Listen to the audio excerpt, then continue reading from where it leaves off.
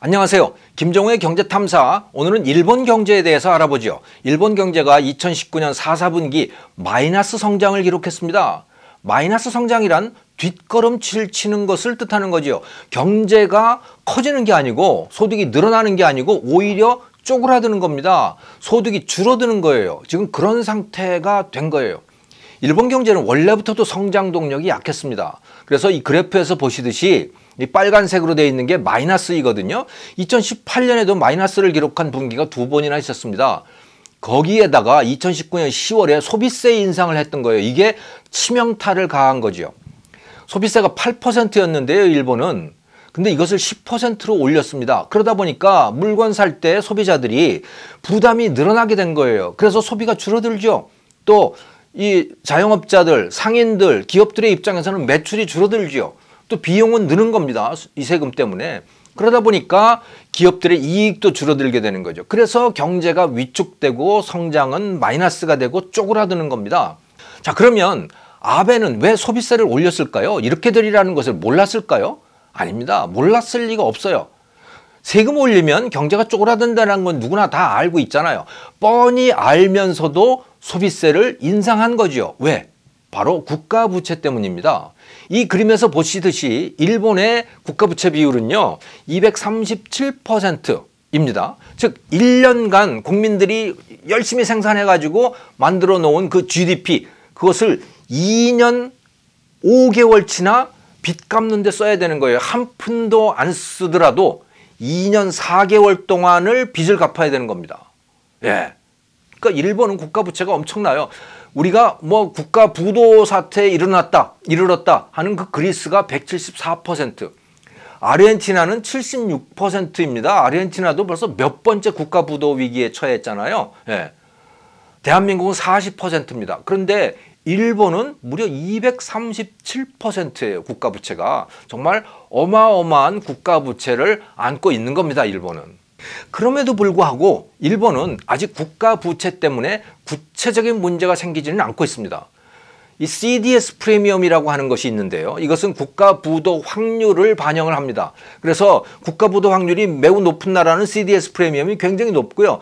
부도 확률이 낮은 나라는 CDS 프리미엄도 낮아요. 그런데 일본의 경우에 5년 만기 국채, 이것의 CDS 프리미엄 2월 21일의 경우에 CDS 프리미엄이 15.9예요. 이것은 매우 낮은 수준이죠. 세계에서 이 CDS 프리미엄이 가장 낮은 나라들, 즉 국가부도 위험이 가장 낮은 나라들은 다 북유럽 국가들입니다. 그래서 덴마크, 스웨덴, 노르웨이 이런 나라들 있죠. 이런 나라는 10 정도 수준이거든요. 그 다음으로 미국과 일본이 낮습니다. 15, 그 정도 수준이죠. 그래서 세계에서 가장 안전한 국채로 인정받고 있는 것이 일본의 국채입니다. 참고로 한국은 22.6이에요. 그러니까 일본보다는 좀 높죠. 하지만 한국도 굉장히 안전한 나라로 인정을 받고 있습니다. 그리스는 98.6, 아르헨티나는 5,715, 무려 5,715고요. 베네수엘라는 72,150입니다. 이건 도대체 어떤 상태이길래 CDS 프리미엄이 72,150이나 되느냐. 일본은 15, 한국은 22인데 말이죠. 아무튼 일본이라고 하는 나라는 참 이해하기 어려운 상태에 지금 있는 겁니다. 국가 부채로만 놓고 보면 세계에서 가장 높은데 아르헨티나, 그리스, 베네수엘라보다도 더 국가 부채 비율이 높은데 그런데 부도 확률은 가장 낮은 상태를 유지하고 있는 거죠. 참 이해하기 힘든 상태인 겁니다. 자, 그런데 일본의 국가 부도 위험이 이렇게 매우 낮긴 하지만 그렇다고 언제까지 이런 이상한 상태가 유지될 수 있을지 그거는 알 수 없는 거예요. 영원히 이런 상태를 유지할 수 있다? 글쎄요. 그런 일은 아마도 없을 겁니다. 사실 일본은 상당히 불안한 상태라고 봐야 돼요. 그래서 OECD, 국제기구가 나선 겁니다. 국제기구가 나서서 이거 빨리 좀 갚으세요. 국가부채를 좀 줄여야 돼요, 일본은. 어떻게 그러면 국가부채를 줄일 거냐? 세금을 올리세요. 특히 세수를 많이 걷어들일 수 있는 소비세를 올리세요. 우리나라로 따지면 부가가치세인 거죠. 소비세를 올리라고 공고를 한 겁니다. 그래서 OECD가 일본에게 20 내지 26%까지 올리라고 권고를 했어요. 그런데 2019년 10월까지만 하더라도 8%였거든요. 8%인 소비세를 20 내지 26%까지 올려라. 그러니까 세금을 3배를 올리라고 권고를 한 겁니다. 우리 수준으로 따지면은요, 지금 우리나라 부가가치세가 10%잖아요. 그것을 30%로 올려라 라고 공고를 한 거예요. 만약 30%를 올린다고 생각해 보세요.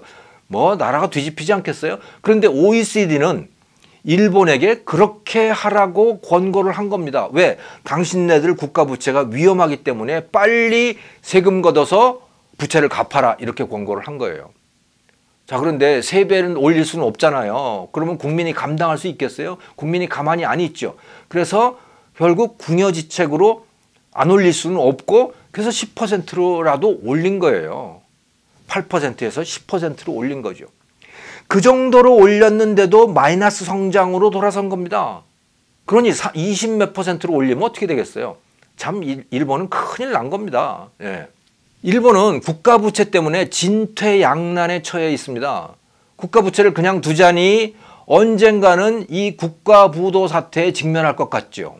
그러니 빚을 갚기는 갚아야 하는데 세금을 올리자니 경제가 거꾸로 가게 되고, 국민의 반대는 또 얼마나 극심합니까? 지금 이 8%에서 10%로 올린 거에 대해서도 일본 국민들이 야단 법석을 하고 지금 그러고 있는 겁니다. 그러니까 이러지도 못하고 저러지도 못하는 상태에 빠져 있는 겁니다. 그래서 지금까지도 계속해서 일본은 일종의 돌려막기를 해왔던 거라고 보시면 되는 거예요. 즉, 빚을 얻어서 빚을 갚는 그런 상태가 계속되어 왔던 거죠. 그러다 보니까 이게 230 몇 %, 250% 수준까지 이렇게 올라오게 된 거예요. 자, 이렇게 된 근본 원인은 뭐냐? 그것은 국민들이 마땅히 겪고 넘어갔어야 할 그 고통을 계속 뒤로 미뤄왔기 때문입니다. 경제가 어려워지면 당연히 기업들이 망하죠. 망하는 걸 감수해야 돼요. 그래야 그 자리에 새로운 기업들이 등장을 합니다. 그런데 일본 정부는 돈을 풀어가지고 그 어려움에 처해 있는 기업과 상점들이 망하는 걸 다 막아왔어요. 그리고 심지어 국민들에게는 돈을 쓰라고 상품권까지 나눠주면서 돈을 쓰라고 한 거예요. 그런데 이런 식으로는 아무것도 해결이 되지 않는 거죠. 다들 그래서 좀비 상태가 되어 있는 겁니다. 그리고 국가 부채는 계속 늘고요. 일본 경제는 그렇게 활력을 잃고 계속 추락을 계속하고 있는 겁니다. 참 이런 면에서 보면요, 일본이라고 하는 나라, 일본인들은 좀 이상한 구석이 있어요. 일본 사람들 한 사람 한 사람을 놓고 보면 굉장히 정직하고 건실한 재정 상태를 유지하고 있다고 봐야 되는 거죠. 하지만 국가 전체를 보면 이상한 거예요. 그냥 그 고통을 계속해서 미뤄오고 있고 더 국가 부채를 늘릴 수 없는 그런 지경까지 와 있는 겁니다. 자, 여기서 우리는 반면 교사를 얻어야겠습니다. 한국은 국가 부채도 아직 걱정할 수준이 아니죠. GDP의 40% 수준이니까. 그런데 문제는 방향성이에요. 이게 매우 빠른 속도로 늘고 있는 겁니다. 국가 부채가. 특히 이 정권은 빚 얻어서 쓰는 것을 두려워하지 않아요. 그리고 또 새로운 산업이 등장하는 것도 계속 막고 있어요. 새로운 산업이 등장하면 기득권하고 항상 충돌을 할 수밖에 없거든요. 그럴 때 늘 기득권 편을 드는 것이죠. 지금 타다 소동 여러분 다 아시잖아요. 타다와 기존의 택시업계와 충돌. 이 타다라고 하는 것은 빙산의 일각일 뿐입니다. 한국도 일본과 똑같이 낡은 산업들, 기득권들, 그들을 보호하는 데 모든 재정적인 능력과 규제권들과 이런 것들을 사용을 하고 있는 거예요. 그래서 한국도 일본과 똑같은 길로 들어선 겁니다. 그나마 일본 엔화는 안전자산이기 때문에 부도가 쉽게 나지 않습니다. 국가 부채가 많더라도. 하지만 한국의 원화는 위험자산입니다. 그래서 이번 사태를 한번 놓고 보세요. 이 우한 폐렴 사태 때문에 지금 환율이 다시 1,200원대로 치솟잖아요.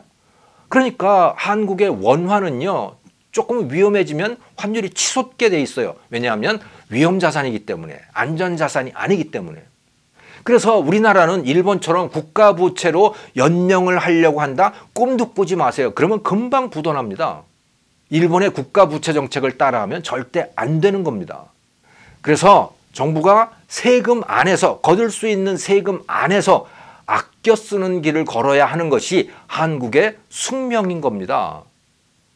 그리고 경제는 잘 순환되게 돼야 되는 거예요. 낡은 기업들, 낡은 상점들은 문을 닫고 새로운 상점들이 등장할 수 있게 길을 터줘야 되는 겁니다. 그게 한국이 걸어야만 하는 숙명인 것이죠. 그 길에서 벗어나는 순간 일본과 똑같은 길을 걷게 된다. 하지만 일본은 겪지 않아도 되는 그 국가 부도 사태를 한국은 매우 빠른 시간 안에 겪게 될 것이다. 이렇게 말씀드릴 수 있습니다. 김정호의 경제탐사였습니다. 감사합니다.